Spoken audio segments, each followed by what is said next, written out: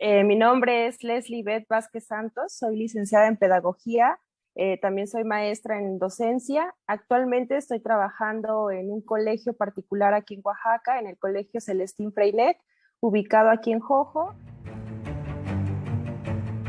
Al principio fue pues una sorpresa y con miedo porque para mí no fue la misma experiencia cuando empezamos de forma presencial, ¿no? Todos los sábados, la convivencia, el contacto, el aprendizaje a través de este trabajo colaborativo. Entonces, cuando se nos presenta la pandemia y nos empiezan a explicar que todo será pues desde casa, las lecturas, y me acuerdo mucho que nos tocó un maestro que él mismo decía que no tenía tanto contacto con la tecnología, cómo nos íbamos a comunicar, que la escuela, la universidad les decía que íbamos a hacer reuniones. Entonces, este cambio sí fue pues, muy fuerte en el sentido de que cuando estábamos con seminario de tesis, fue difícil porque todo era teoría, todo era práctico también, era mitad y mitad más bien, porque teníamos que leer y también teníamos que realizar el principio de nuestra tesis. Entonces el maestro solamente se comunicaba con nosotros por WhatsApp, nos mandaba mensajes, nos mandaba audios, no nos reuníamos, no hacíamos ninguna reunión a través de Zoom, a través de Meet, que ahora hay muchas herramientas. No teníamos esa posibilidad, entonces teníamos que estar prácticamente a la disposición del maestro cuando él nos dijera, ya revisé tus avances, te voy a marcar en 20 minutos.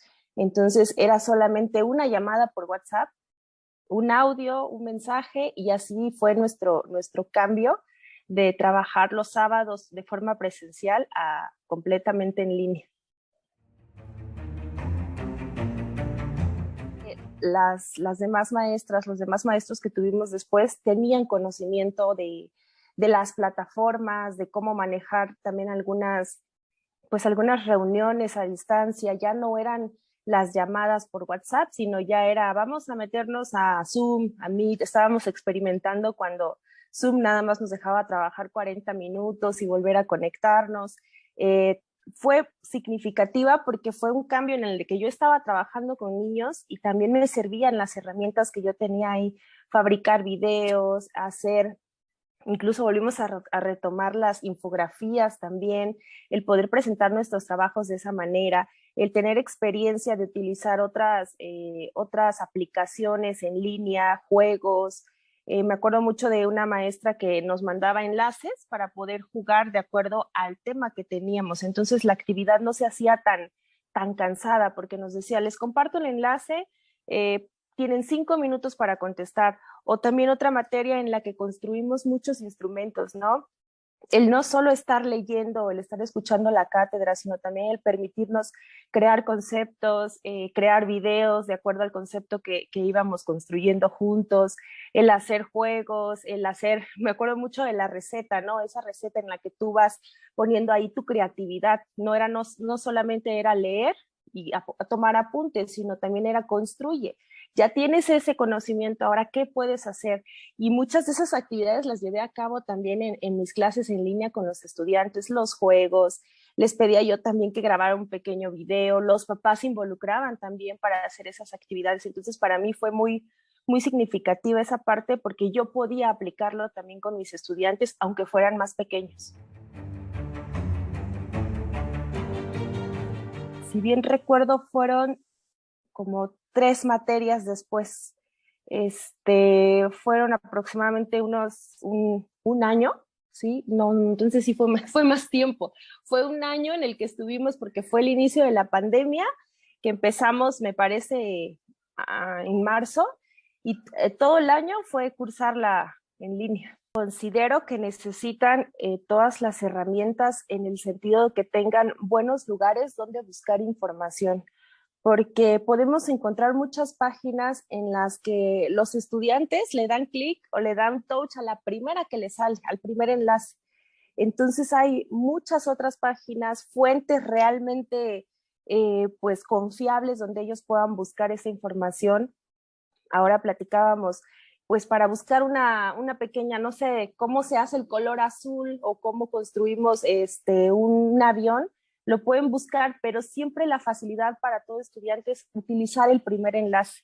Entonces, el ofrecer a los estudiantes las herramientas, las páginas donde pueden encontrar información confiable. Yo recuerdo la última materia que tuvimos en el posgrado, donde la maestra de seminario de tesis 2 nos ofrecía todo una rama de códigos, códigos QR, donde podíamos encontrar esta información confiable para trabajar en nuestra tesis, porque ella nos decía, yo encuentro tesis donde la información es de la primera actividad o de la primera página que encuentran, entonces ella nos decía, ustedes utilicen estos códigos, vayan buscando cuál les funciona, cuál no, y es información confiable. Considero que eso es muy importante para los estudiantes en línea y sobre todo también depende mucho de ellos, si están motivados a continuar el estudio, a seguir aprendiendo, porque tampoco es ofrecer pues todo a manos llenas, ¿no? También es el motivarlos a que ellos indaguen más acerca de ese concepto, indaguen más acerca de esa materia, de lo que están aprendiendo.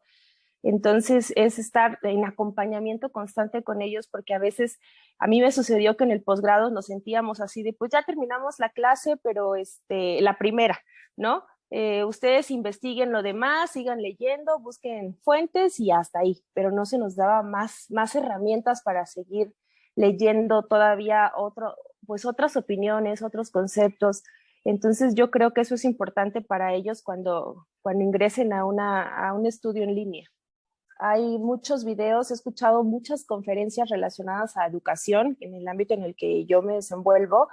Hay muchos videos muy bonitos donde te explican, ¿no? Por ejemplo, las emociones. Estaba yo escuchando también acerca de cómo lo trabajan en otros países, cómo se trabaja la educación, que el concepto de la felicidad. Entonces hay muchos videos muy bonitos de los autores, de conferencistas muy reconocidos que hablan acerca de todo esto. Hay incluso también videos donde explican cómo hacer una suma, cómo hacer una resta, cómo trabajar las decenas. Yo recuerdo que les compartía a mis niños el uso de las regletas, cómo lo pueden utilizar, cuál es el valor de cada una. Entonces no hay solo contenido para leer, sino también hay audiolibros. Me acuerdo mucho de un enlace que nos compartieron donde podíamos escuchar las conferencias, no solo verlas, sino también como música. Entonces son muy interesantes, no nada más quedarnos con los textos, sino también permitir escuchar libros, ver videos, tener estas herramientas no solo para quedarse. Hay muchas personas que aprenden de forma auditiva, ¿no? No solo visual, sino también el estar escuchando.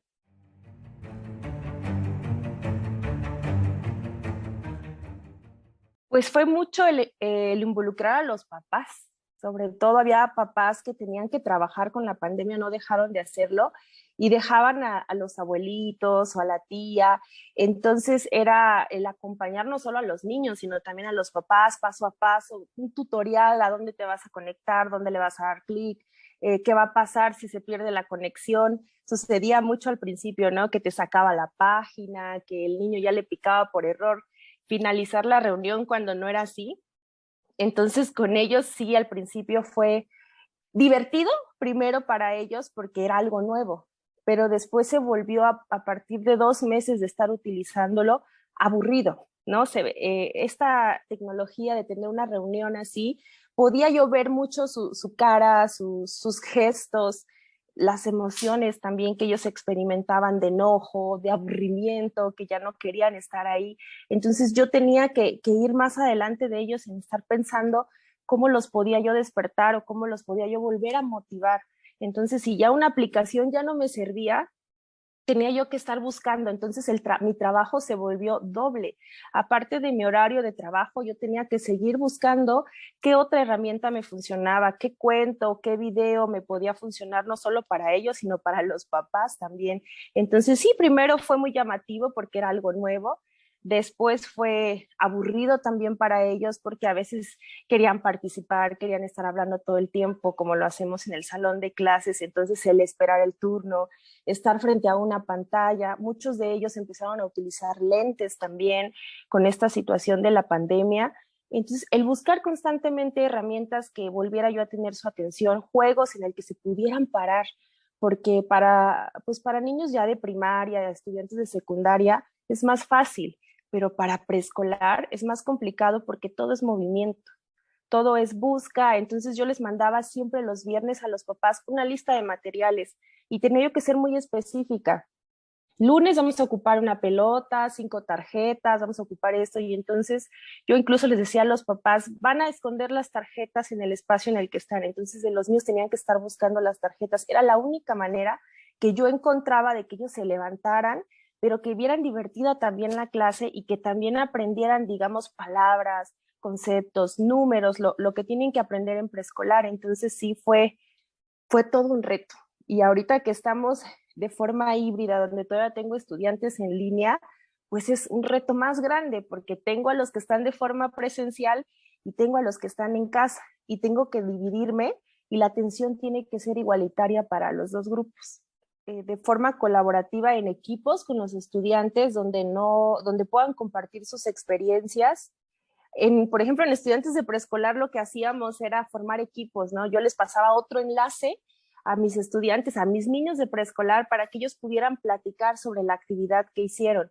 Entonces, no sé, el formar equipos, el estar en contacto con ellos por el WhatsApp, mandar algún mensaje, cómo vas, te está costando alguna actividad, en qué te puedo apoyar, ofrecer a lo mejor un video, un enlace, o también motivarlos con juegos. No sé, se me ocurre incluso podemos decir que los estudiantes de posgrado puede ser como aburrido para ellos, pero realmente no, el salir de la rutina, el salir de estar leyendo nada más, de estar escuchando, pues también es importante, ¿no? Permitirles pues regresar a esa etapa de la infancia donde se aprende con juegos.